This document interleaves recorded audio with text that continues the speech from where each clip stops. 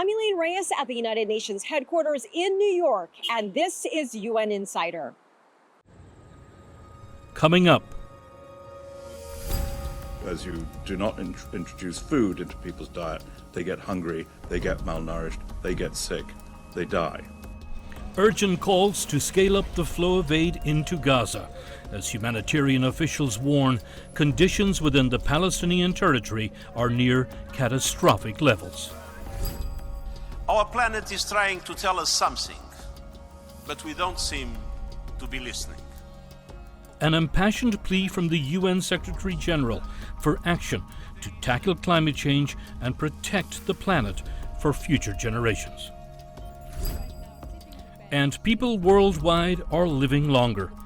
A conversation about caring for an aging global population.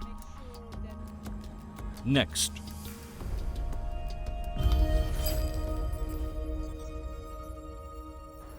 June 7th marks 8 months since the conflict between Israel and Hamas began. Tens of thousands have died, more than 1 million Palestinians have been displaced. The whereabouts of many Israeli hostages are still unknown. And the UN is issuing dire warnings about the humanitarian situation inside Gaza. The sounds, the smells, the everyday life are horrific and apocalyptic.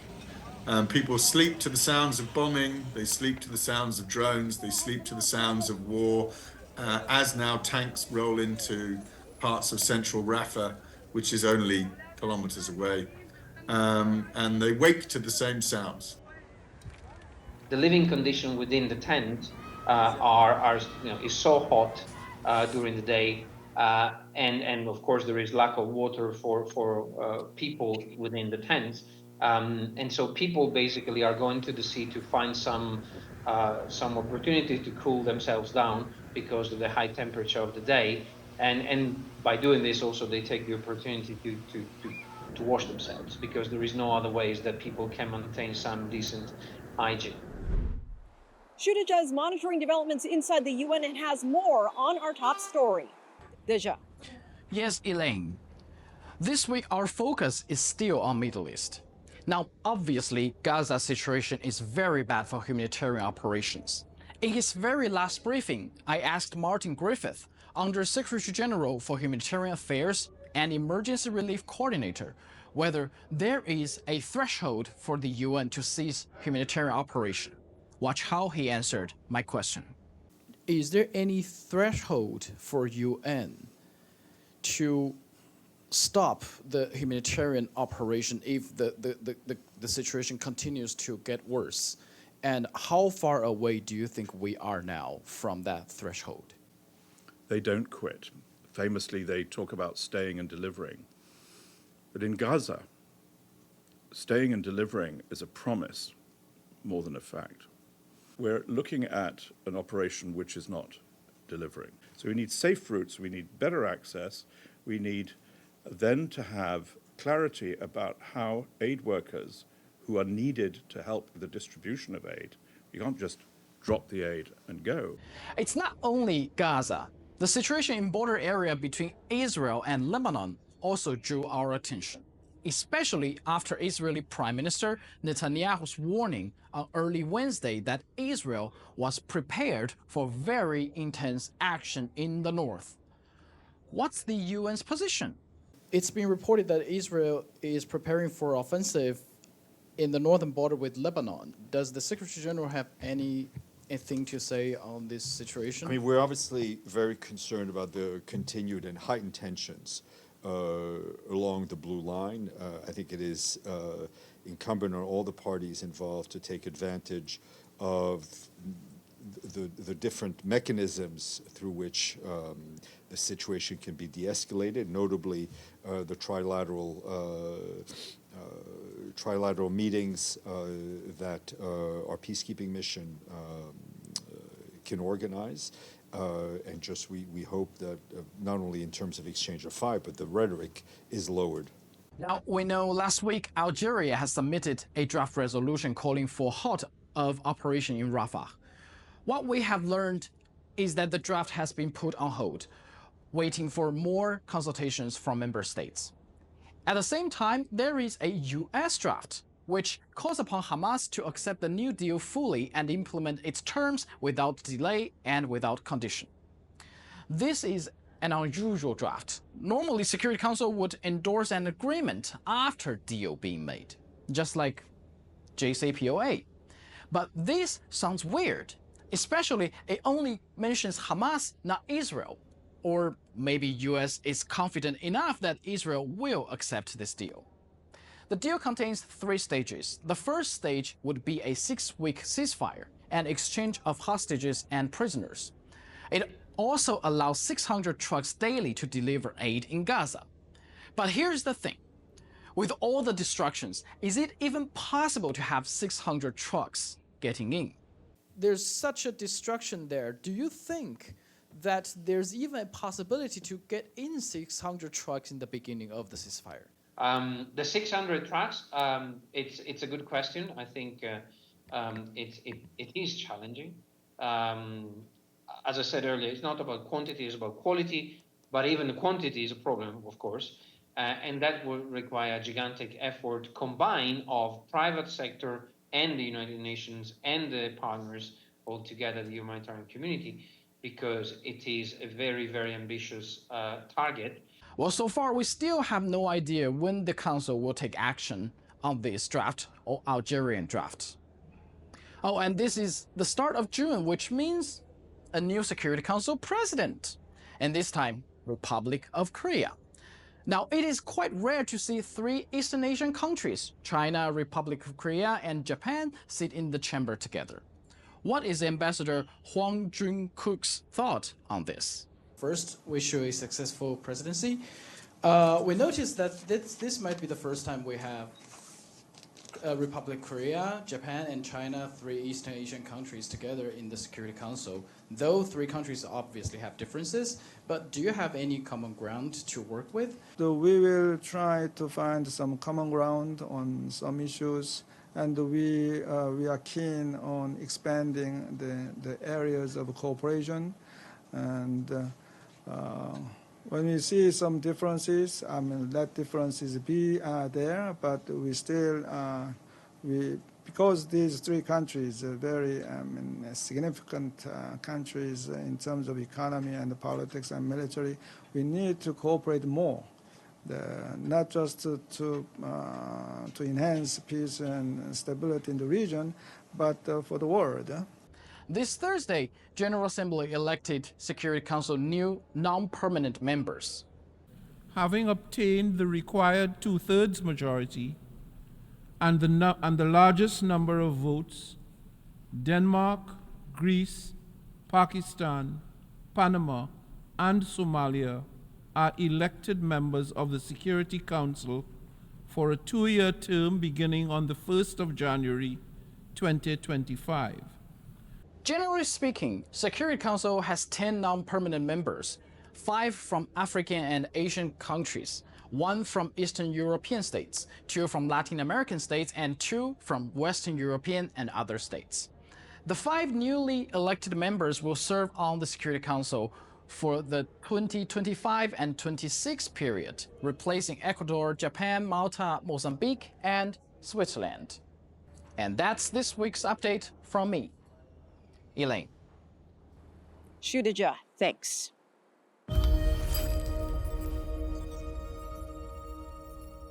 The UN warns famine may be imminent in Sudan if more humanitarian aid can't get into the country.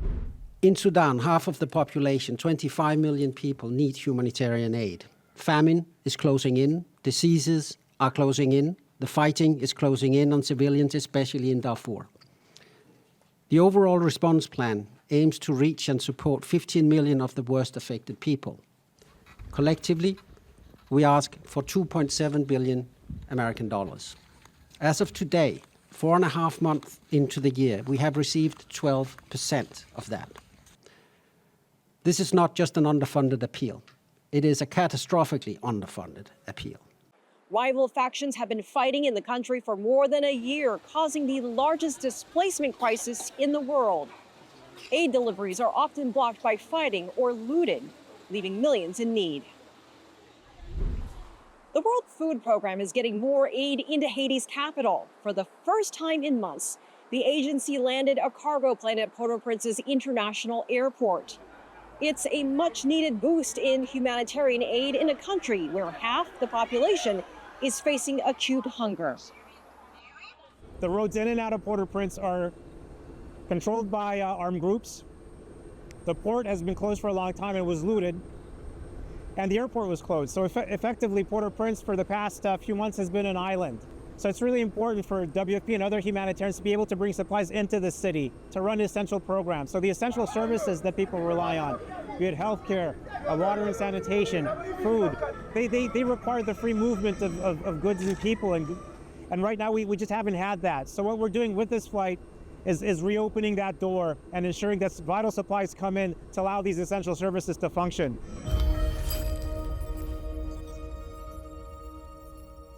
Delegates from around the world are gathered in Germany for the Bonn Climate Change Conference.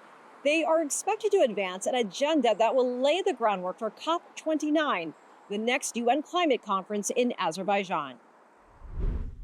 It's clear that the second half of humanity's climate journey will be even harder, and climate action will need to move at a much, much faster rate.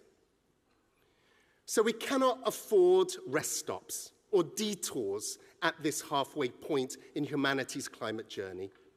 And we absolutely cannot afford to stumble in the next 10 days, or for global climate progress to stall this year and beyond. Global temperatures are rising.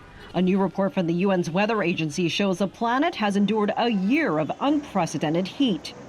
Warning, without action on climate change, the world will continue to see more oppressive heat waves. UN Secretary General Antonio Guterres has issued a call to action to protect planet Earth, outlining steps countries can take to ensure a livable future. Jody Jacobs explains. The world is heating up like never before. New data released on Wednesday found that every single month from June 2023 to May 2024 was the world's hottest months on record in year-on-year comparisons. Speaking at the American Museum of Natural History, Antonio Guterres, the UN Secretary General, made an impassioned address about climate change. He slammed fossil fuel companies as, quote, godfathers of climate chaos. Many governments restrict or prohibit advertising for products that harm human health, like tobacco. Some are now doing the same with fossil fuels. I urge every country to ban advertising from fossil fuel companies. And I urge news media and tech companies to stop taking fossil fuel advertising. The Secretary-General, a staunch advocate for tackling climate change, urged world leaders to take control of the escalating crisis. He took potshots at high-income countries, saying it is a disgrace that the most vulnerable are left stranded, struggling to deal with a problem they did nothing to create. We are playing Russian roulette with our planet. And we need an exit ramp off the highway to climate hell. And the truth is, we have control of the wheel. The 1.5 degree limit is still just about possible. And let's remember, it's a limit for the long term, measured over decades, not months or years. So stepping over the threshold, the 1.5, for a short time does not mean the long-term goal is shot. It means we need to fight harder now. The study released on Wednesday paints a grim climate picture, with global average temperatures over the past year being 1.63 degrees above pre-industrial levels. Already this year, India has been experiencing record temperatures of more than 50 degrees Celsius. As our planet enters this new record-breaking era, we can expect to see more oppressive heat waves affecting the health of billions of people, more increases in marine heat waves, jeopardizing livelihoods and natural ecosystems along our coasts. More sea level rise threatening coastal populations everywhere, more intense rainfall events pushing our infrastructure beyond its limits. The future scenarios many of us have feared are here now. And the World Meteorological Organization warns that it's likely to get warmer still, with an average 80% chance over the next 4 years that 1 year will break the 2023 record of being the hottest year on record. Jody Jacob, CGTN, New York. In September, the United Nations will begin the 79th General Assembly session. This week, we learned who will lead it as president. I therefore declare His Excellency Philomene Yang of Cameroon elected by acclamation as President of the General Assembly at its 79th session. Philomene Yang is a former Prime Minister of Cameroon. He plans to focus his time as President of the General Assembly on advancing peace, sustainable development, and human dignity for everyone, everywhere. Mr. President, Elaine Reyes with CGTN America, China Global Television Network. Your vision statement begins with unity in diversity. What perspective do you hope to bring from the African continent and in bringing African voices to your agenda as the 79th PGA? Well, I say unity in diversity because diversity is a part of life, and all the nations are diverse. And I am convinced that through dialogue, through consensus, talking together and looking into the future all together, we can solve problems. That is what I mean by unity in diversity. Let's take a look at some of the other issues on the UN's agenda. The Korean Peninsula is right at the doorstep of China. No one cares more about the peace and stability on the peninsula than we do. At present, the situation on the peninsula is highly tense.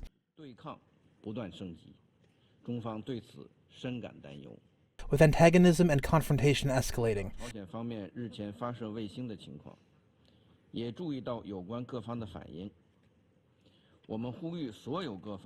China is deeply concerned about this. The Security Council held an emergency meeting to address recent missile launches by the Democratic People's Republic of Korea. China expressed concern about peace and stability on the Korean Peninsula, saying planned military drills by the Republic of Korea and the U.S. will increase tensions. UNICEF is stepping up efforts to help tens of thousands of children affected by ongoing flash floods in Afghanistan. Heavy rains have wreaked havoc on multiple parts of the country, killing hundreds of people and destroying property and crops. The UN is working to unlock the potential of landlocked developing countries. These countries have no direct access to an ocean or sea and lack adequate infrastructure to transport goods. A conference set for this month aims to pave the way for innovative solutions.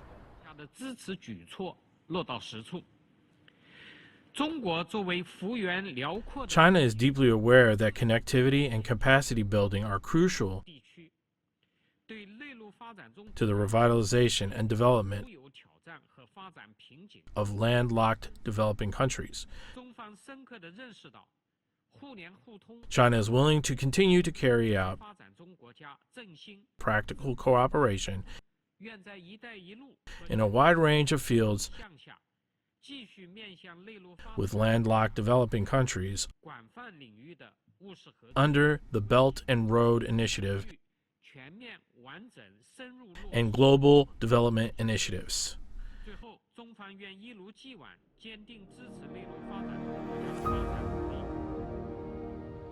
Coming up. Older people are seen as not as productive anymore, also needing care, and very often they are faced as the burden of the society, which leads to discrimination. UN Insider.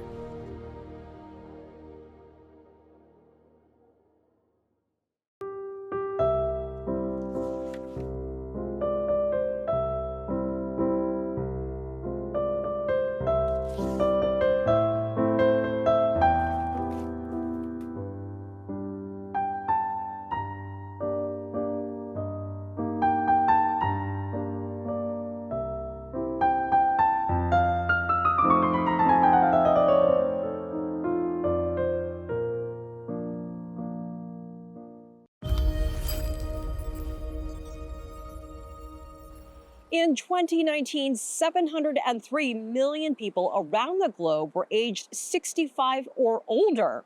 By 2050, that figure is expected to double to 1.5 billion.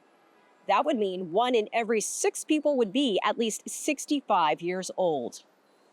The world is in the midst of a major demographic shift. As people live longer, aging populations are growing. By 2050, there will be more older people than children in the world for the first time ever. And countries are looking for ways to address the needs of older people, from health to quality of life issues. I sat down with Claudia Mahler, independent expert on the enjoyment of all human rights by older persons. Claudia, thank you so much for joining us. Thank you for having me. Older individuals often face discrimination and inequalities. What are the biggest human rights challenges when it comes to the aging population? I would say ageism is one of the root causes. This is because older people are seen as not as productive anymore, also needing care, and very often they are faced as the burden of the society, which leads to discrimination in different sectors like housing issues, care and support, and having access to services. Has it gotten any better, or do you feel like this issue is turning in the other direction? It's getting a little bit better because of COVID, so this raised awareness to the older population. But having said that, on the national level, I very often see that age discrimination is not treated as the same as sexism or other isms. So age as a ground of discrimination is not taken as seriously as others. Housing and healthcare, very important issues related to this. Some places like China have been launching efforts to provide more services to their aging population, which continues to grow by the day. What more can be done when it comes to housing and healthcare? I think we need also to think a little bit out of the box. So we need to get more support in the communities. We also need to get different housing situations so that older persons and younger persons can live together, but on their own choices. So we need to have more creative ideas how to best address older person. And one idea is also to ask the older person how they want to live and with who they want to live. So we need options. Aging often leads to isolation in some cultures. What can governments and societies do as a whole to ensure that our elders remain socially engaged? What we do right now, sitting on a bench, is something which already gives older person a chance to talk to others. So we also need to make sure that the places where they can meet others are accessible for them and are easy accessible, which also means it's not only coffee shops where they have to pay for something. So we need to find spaces where they can also meet their constituencies and their other colleagues, and also have a chance to have these intergenerational approaches. So what we need to have is more inclusive societies, I would say. One aspect which can be brought into this area is age-friendly cities. Older adults can be a huge asset to societies. They bring a lot of experience. They have so much knowledge and history. They also contribute to the economy as well. Can you talk to us a little bit about the silver economy? I would say that a lot of economies already saw the impact of the older population on their products or buying issues. So they see them as a really good constituencies for their economy part. And I think it's increasing, and it's quite clear that different parts of economy might focus even more on silver economy persons to get them more involved there. So that's a new market. As people are looking around, seeing their family members who are getting older, maybe their neighbors, community members, what is the one thing that you want them to know? The one thing I really want them to know, ask them what the older persons really want, and then support them in this regard. Really let them have their own will and preferences. Claudia, thank you so much for joining us. Thank you. coming up. The amount of rain that's occurring is the supply, but the demand from people is a big part of what puts us into drought conditions. UN Insider. Introducing CGTN Now. Find award-winning documentaries and exclusive content from around the world. Latin America like you've never seen. Breakthrough films shining a light on important stories. In-depth discussions with fascinating people. Giving you new perspective on topics that matter. You also get live, round-the-clock international news and headlines, and so much more. Original content from CGTN's Global Bureau. Download the CGTN Now app and find the global perspective you've been missing. Available on Apple TV, Roku, and Amazon Fire. Or go to cgtnnow.com on your tablet or mobile device. CGTN Now. See the difference.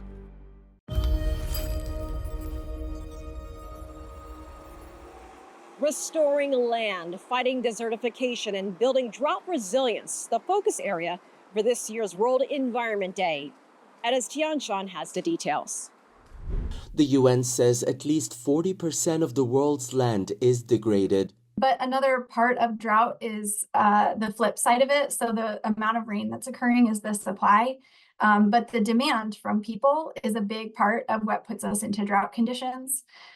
So when you have more and more people trying to draw on a water source at the same time, when you have that water source decreasing, that's a real clash that occurs. That clash is already happening in much of the world with its growing population and demand for more agriculture. Farmers are left to rely on increasingly scarce water resources. Drainage water recycling is when we collect water that is coming out of pipes from underneath corn and soybean fields, so agricultural fields.